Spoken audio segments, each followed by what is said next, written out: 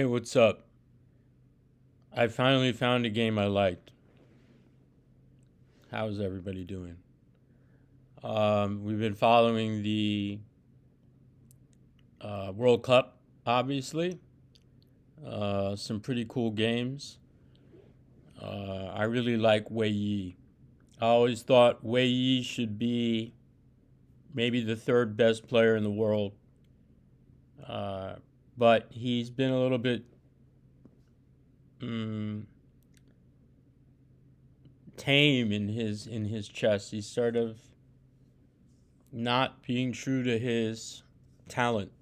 If you all remember, Wei Yi played one of the most insane tactical games of all time.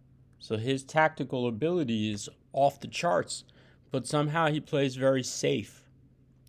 And maybe you have a friend or yourself that isn't quite sure what style you have or what openings would match your style. For Wei, you should not play the Sicilian against Wei Yi. But for some reason, he has an abnormal score against the Sicilian, which shows that he has the tactical abilities in the open positions. So, try to choose your openings based on your strengths. Like, look how he destroys Magsulu here, um, in this blitz game. And Magsulu basically plays the Najdorf, so it's just going into the forest with a massive wolf just waiting for you. G3. I mean, Wei Yi plays everything against Sicilian. He basically makes it look like Sicilian is unsound, and he's so good at it. Uh, so he's got the clamp on the D5 square. I mean, this is all very traditional. I don't know if E5 is the best move, to be honest, in this G3 line. Emery Tate played Bishop G4 against me a long time ago, uh, instead of E5. Queen D2, Bishop E6, takes, and just has the clamp on the D5 square. I mean, just looking at this position, does it feel good? What do you want? You want knight C6 and knight D4? You know, what do you want? B5, B4? I mean, you're just kicking him to the D5 square. I mean, I'm already not a fan optically.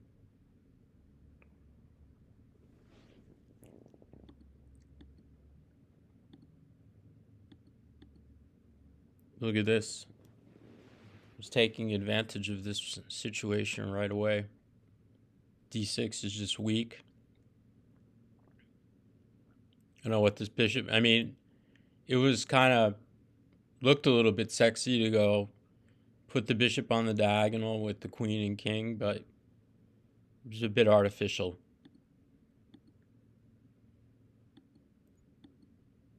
Just side steps. Queen takes queen. Knight D5. This is already quite horrible, because if you move the king backwards, it's just knight C7. Or knight takes E6 and then knight C7, and then he's going to take on E6. So he had to take it. And if he moved away, then D6 was coming, followed by Bishop G2. Maybe you don't take on B7 so quickly. You can probably just go Bishop G2. I don't know where the king is going. Maybe it has to come up to F6. Like knight E5, I guess D6, king F6. Maybe you take on F4 and bishop F4, and maybe bishop G2 is nice, because you're threatening rook F1, and that could be a pin on the bishop on F4 if the king is on F6. So you see this is already looking pretty bad. And now the finish is just gorgeous. Just rook d7, attack the f7 pawn, c7. And now, you know, this queening square is a light square, and he has a light bishop. That was another nice, beautiful shot. And he gets to collect. He says, "Okay, I got some 4-on-2 for my troubles. You know, if I give the exchange." He's like, "No, I'm gonna go for the whole rook, and try to get some counterplay, maybe with f5, f4." And he blocks it, and he just coolly marches up the board. Doesn't care. When there's a will, there's a way. Take on a. I mean, he just leaves that there too because the bishop is hanging. Or he'll probably just chop back on g3. Actually, I guess, or maybe you can get away with taking the bishop. Yeah, the king is close enough. If you go g2, I think maybe you could just move away and then come back. Keep in mind, the a pawn can go to a8 and force the rook to take it. When then there's going to be c8. So you're going to be up a couple of rooks if there's no immediate queen. So, but he just coolly comes up the board. Look at this. He takes this one. And then this might look a little dangerous, but like you just have to resign. Because if you take the thing, there's rook g6 check. And if king f7, rook h7.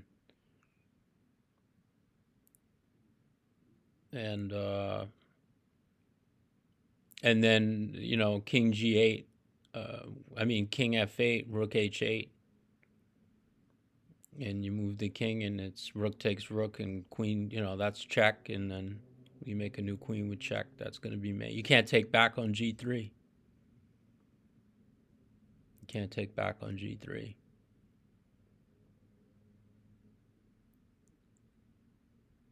King g8, king f8, rook h8. Yeah, rook takes rook, and c8. Man, that's brutal. He just resigned.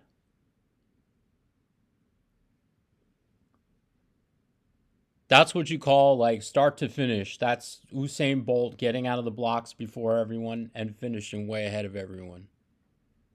That was like just go through this. How smooth. Is this a smooth game, Maurice? Is this what the smooth game looks like? G3, E5. Maybe it's just like I said. Tate hit me with this one here. I think I played F3 and he went home. Then I think you should just go G4. I mean, if they're gonna give you one extra tempo in an English attack, you should probably take it. And then you go bishop E3, queen D2, and castle long. It's like an English attack. I guess E6 is a better move in this structure because you don't give the D5 square. You just play traditional castles, queen C7, knight D7. I think that's how Kasparov would do it.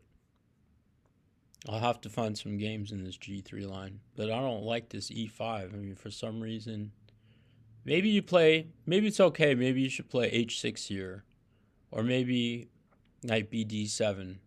Maybe it's okay. I mean, but you do have the D5 square. Not my favorite position in the world, but it's probably H5. Maybe no good. I don't know. It's probably all booked. I mean, these guys are all booked up. It just doesn't look like okay. Maybe you should go knight D7. You can fight for the D5 square this way, right? Maybe bishop E6 isn't the correct move. That makes some sense because if he's fianchettoing, right, you go knight BD7 and you play B5 and you put the bishop on B7 and it fights against the bishop on G2 and you don't lose the grip on D5. So perhaps that's a better idea. Because now, I mean, what's this? So maybe this is also funky mistake. Because you're just giving him a free tempo. And the bishop doesn't belong on h6, obviously. There's the d6 weakness. Maybe you just have to go back to e7. And then he gets the d5, the clamp on the d5 square. And it's not clear where you're putting your king now either. I mean, you have this h-pawn out there in no man's land. Okay, so it looked good for a blitz. It is blitz, right? So optically, it was tempting, but it's just in the wrong place to take it. King b1, take, check.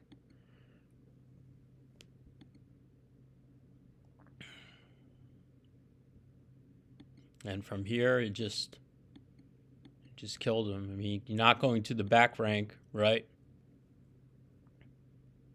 It's the same thing. Bishop c4 is just coming. And the c pawn is too powerful.